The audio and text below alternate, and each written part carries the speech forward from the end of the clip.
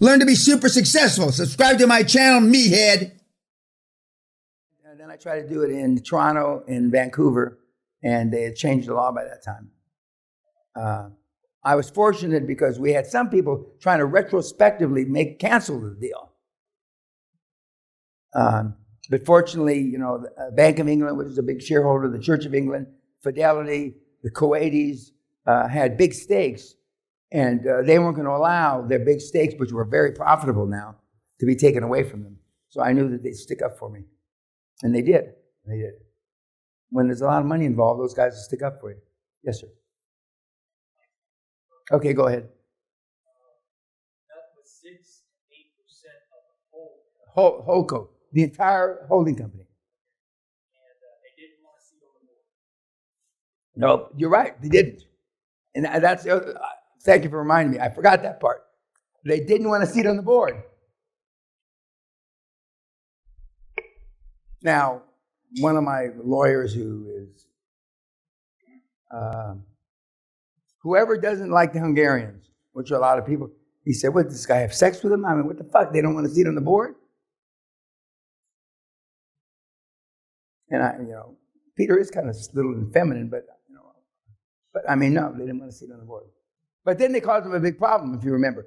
And then I had a fight with they were angel investors. I've never met an angel investor, And then they fought it out. And again, his chairman stepped into the breach and saved him because the minority investors were going to cause problems. Now, minority investors have no rights, but if you're billionaires, you got rights. And both of these guys were super rich. Super rich. And so, but they didn't, he found other investors to buy them out. And they got bought out. Remember, he said the trick was the two valuations. I don't like him using that word fucking trick because that implies we did something maybe that wasn't right. But we valued Holdco and the subsidiaries on two bases based on, fortunately for us, there was a change in the tax law that our smart lawyers that charge too much found. And so because this was incorporated at one time and most of our acquisitions were incorporated at another time, so you could use a different tax basis. So we bought out the angel investors that had put up the 2 million euros on a different basis. So we bought them out at 35 cents on the dollar, and the new investors came in. We used that money, and the new investors then took over their position of 6%. But I mean, he still has over 60% of the company, which is pretty amazing. And he's had 3 exits, or partial exits, excuse me. And that's what you pay the big time lawyers for. I mean, almost anything you can have, almost any way you want to twist it, you can. When you have, as the Goomba brothers said, when you've got the top quality guys. And the top quality guys are willing to write an opinion, sticking their neck out. Most legal opinions aren't worth toilet paper because there's so many ifs, buts, that. But when one of the big 5 law firms writes an opinion, absolutely categorically 100%, and then that dog flies. But only the big law firms that charge so much money are willing to put their neck on the line. And rarely do they try to overturn it on the big guys. Because when the big firms put their reputation on the line, they're willing to throw time and money and manpower to make sure when it goes up to the senior courts that they win.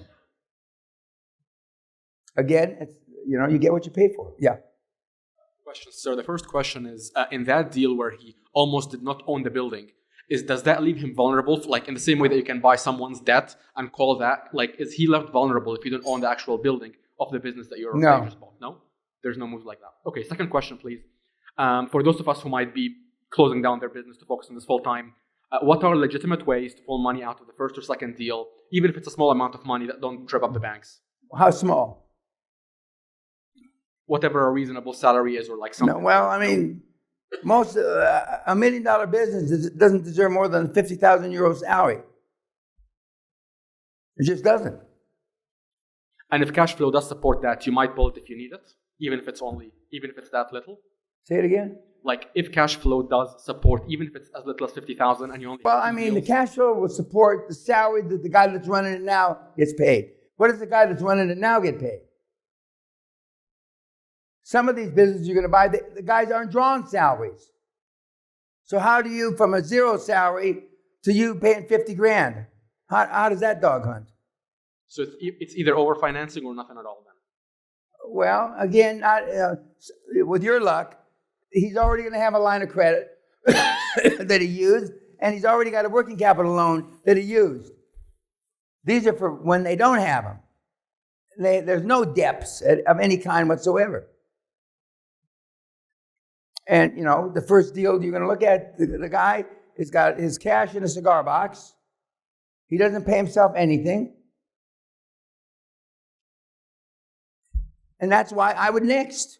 So you have the choice. You don't have to do the fucking first deal just because he's a motivated seller.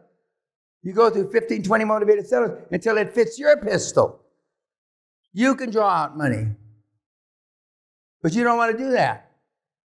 Because you're living off the smoke from your 45-year-old Mazda out of the tailpipe. Now, guys, I didn't put you in the current financial situation you are. You know, I've been around 30 years. People say, I wish I had found you 20 years ago. Well, I've been here a long, long, long time. You're the one that dug yourself in the hole. I know how to get you out of the hole. But, you know, you're not going to get out of the hole with no scar tissue. For sure. And that's why I tell people which have done it, go home, turn the key, go to the bank. If you've got a leased car, I closed down a big company here in Scotland many years ago. All the leased cars, collected all the keys to the various buildings, the notes, because we had a lot of equipment, and I just put it on the bank manager, the senior vice president, or whatever he was, on his desk. And I said, are you familiar with Pontius Pilate? Yeah.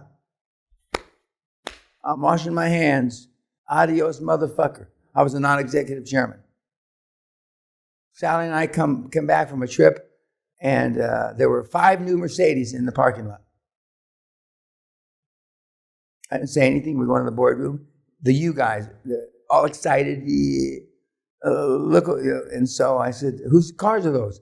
Well, 2 of them are yours. One for Sally and one for you. Who are the other 3 cars? There were 3 partners, 3 guys, brothers. Where are the keys? Give them to me. You're all fired. And I went to the vault and got all the shit and then went to the bank manager. I told the bank manager, it was Friday afternoon. There's not a senior bank guy in Scotland that works past 3. And I called and I said, just stay in your office. I got some good news and bad news. And I went and I gave him everything back. And the company filed bankruptcy. And the 3 guys were struck off. Meaning they can't be directors for 7 or 11 years. I can just see you in a struck off trial. In pinstripe prison suit. I had a vision just now. The same vision, kind of the same vision I had when I dreamt of those fucking selling cookies at Christmas. And then Sally asked me, did you really cookies at Christmas? Yeah. Next time they come sell cookies around the castle, buy them. Let them through the electric gate. Buy them. Oh, shit. What else?